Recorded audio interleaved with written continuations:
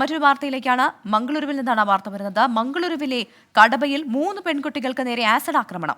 കടബ government കോളേജിലെ വിദ്യാർത്ഥികൾക്ക് നേരെയാണ് ആക്രമണം ഉണ്ടായത്.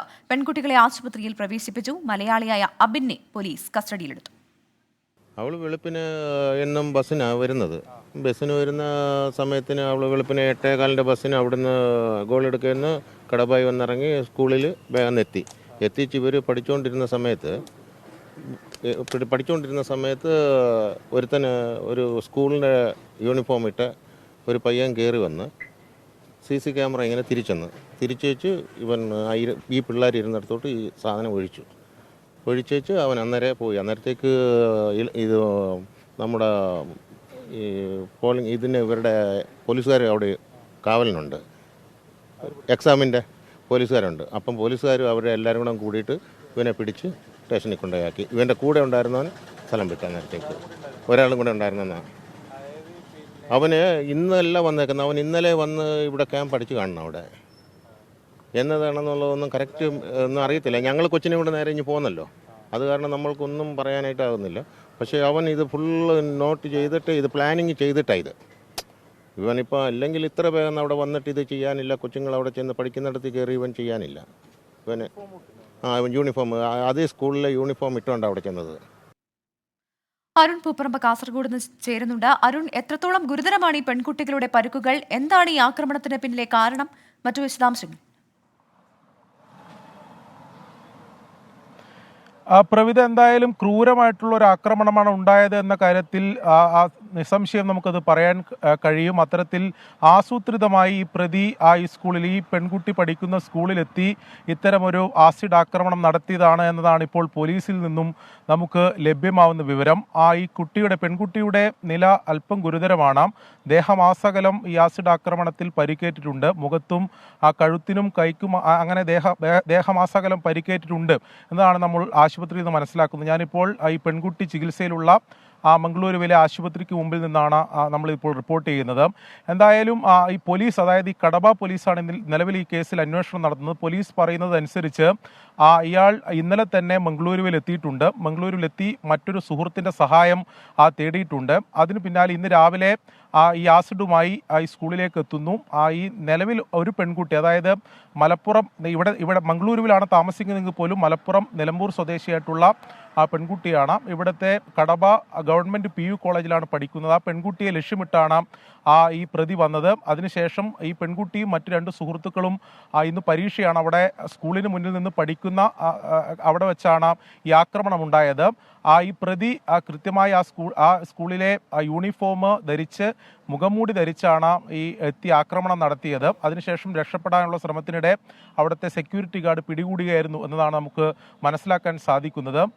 ഇപ്പോൾ നമുക്ക് പോലീസിൽ നിന്ന് ലഭിക്കുന്ന വിവരമനുസരിച്ച് ഈ പ്രണയാഭ്യർത്ഥന നിരസിച്ചതിനെ തുടർന്നാണ് ഈ ആക്രമണം ഉണ്ടായത് എന്നതാണ് കടബ പോലീസിൽ നിന്ന് നമുക്ക് മനസ്സിലാക്കാൻ സാധിക്കുന്നത്. ഇവർ നേരത്തെ തന്നെ അറിയാവുന്നവരാണ്. ഇങ്ങനെ പ്രണയാഭ്യർത്ഥന നടത്തിയിരുന്നു. അത് ഈ പെൺകുട്ടി നിരസിച്ചിരുന്നു.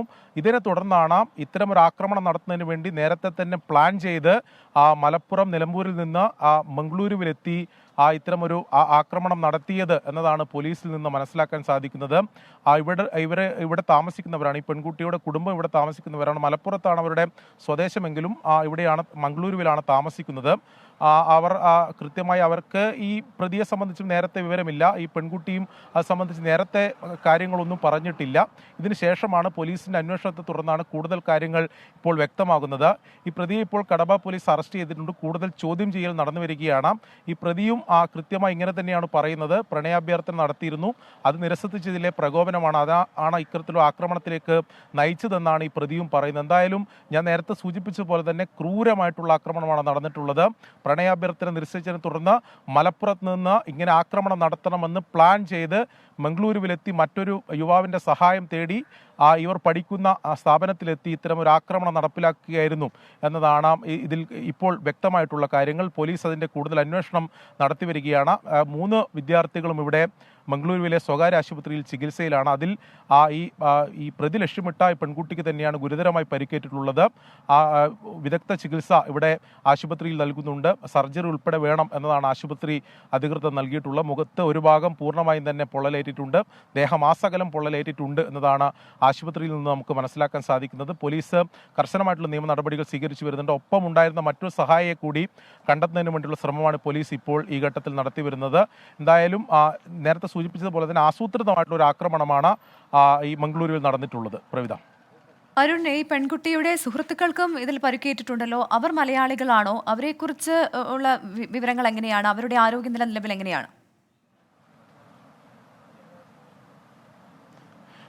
ഈ ഒപ്പമുണ്ടായിരുന്ന ഈ പെൺകുട്ടിയുടെ ഒപ്പം ഉണ്ടായിരുന്ന രണ്ട് സുഹൃത്തുക്കളും ഈ ആശുപത്രിയിൽ തന്നെയാണ് ചികിത്സയിലുള്ളത്. അവരുടെ നില ഗുരുതരമല്ല. അവർക്ക് ശരീരത്ത് പൊള്ളലേറ്റിട്ടുണ്ട്, എന്നാൽ നില ഗുരുതരമല്ല എന്നതാണ് നമുക്ക് ആശുപത്രിയിൽ നിന്ന് മനസ്സിലാക്കാൻ സാധിക്കുന്നത്.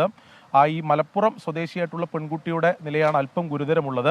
അവർ ഇവിടെ മംഗളൂരുവിൽ താമസമുള്ള രണ്ടുപേരാണ്. അവർ ഇവിടെ താമസിച്ച് ഇവിടെ പഠിക്കുന്നവരാണ്. എന്നാൽ അവരുടെ ബന്ധുക്കൾ ഉൾപ്പെടെ മലയാളികളാണ്. അവർക്ക് കേരളവുമായി ബന്ധമുണ്ട് എന്ന് മാത്രമേ ഉള്ളൂ. എന്നാൽ മംഗളൂരിൽ കുറേ കാലമായി മംഗളൂരിൽ നിന്ന് താമസിച്ച് പഠിക്കുന്നവരാണ്. ഇവർ 3 പേരും അങ്ങനെയാണ്. എന്നാൽ ഈ കൂടുതൽ ആക്രമണത്തിനിരയായിട്ടുള്ള പെൺകുട്ടി മലപ്പുറത്താണ്. അവരുടെ ബന്ധുക്കൾ ഉൾപ്പെടെ അല്ലെങ്കിൽ കുടുംബം അവരുടെ നേറ്റീവ് മലപ്പുറത്താണ് എന്നതാണ് ഈ ഘട്ടത്തിൽ നമുക്ക് മനസ്സിലാക്കാൻ സാധിക്കുന്നത്.